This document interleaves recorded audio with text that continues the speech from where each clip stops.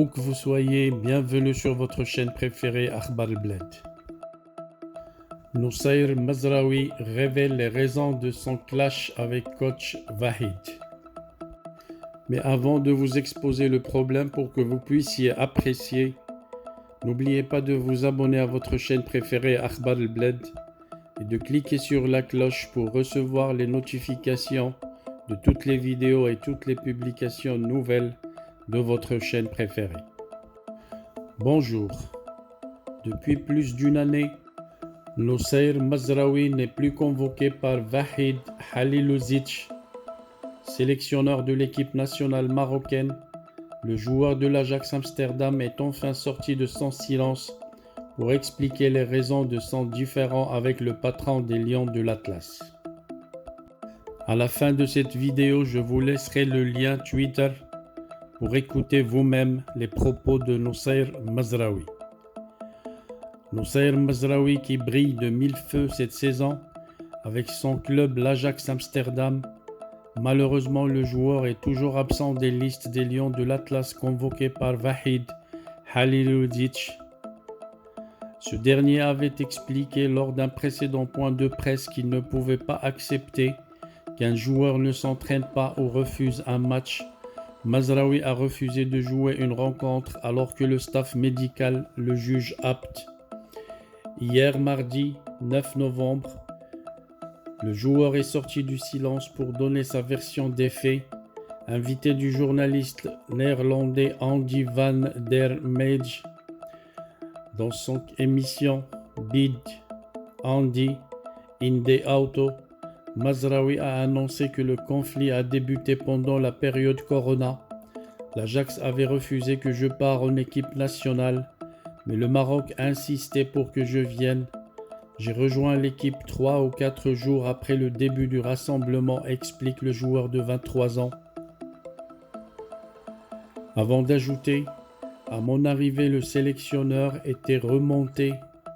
Pendant l'entraînement, il faisait très chaud. Le coach nous demandait de boire toutes les 5 minutes. Durant des pauses, je n'ai pas bu parce que je n'avais plus soif. C'est là qu'il est venu me demander de boire encore, ce que j'ai poliment refusé, mais il a insisté nerveusement. Pour calmer la situation, Roman Seiss m'a donné une bouteille d'eau, mais je l'ai versée par terre. C'est ainsi que le problème a commencé.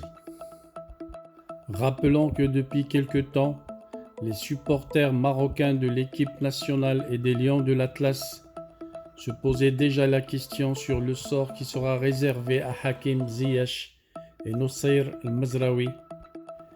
Effectivement, la situation de Hakim Ziyech et Nusayr Mazraoui avec les Lions de l'Atlas occupe toujours les discussions sur les réseaux sociaux. Le duo a été exclu des rangs de l'équipe nationale par le sélectionneur national Vahid Halilović. À l'approche de la phase finale de la Coupe d'Afrique, qui se tiendra au Cameroun en début d'année prochaine, les points d'interrogation persistent concernant le futur à court terme des joueurs en question.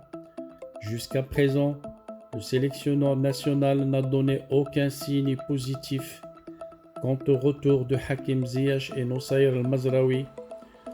Pourtant en pleine forme, les supporters ont beau parler et réclamer leur retour, mais leur influence et le poids qu'ils peuvent exercer sont nuls puisque les matchs se jouent à huis clos.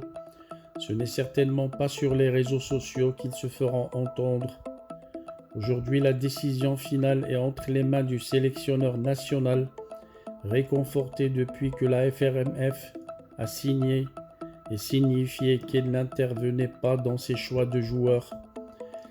Si le Bosniaque maintient son intransigeance, Hakim Ziyech et Nusayr Mazraoui devraient être absents des 2 prochains affrontements face au Soudan et la Guinée, le 12 et le 16 novembre.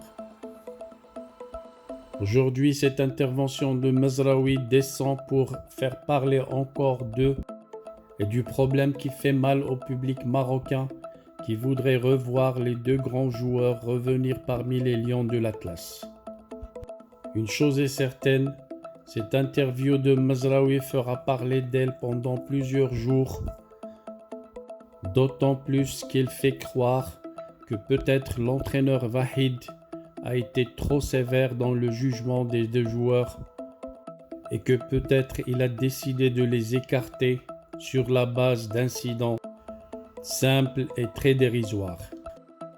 On attendra la suite des événements, on attendra la réaction de l'entraîneur et on attendra aussi l'intervention de Fawzi El-Qja, le président de la fédération, qui est actuellement ministre au sein du gouvernement de Arnouch.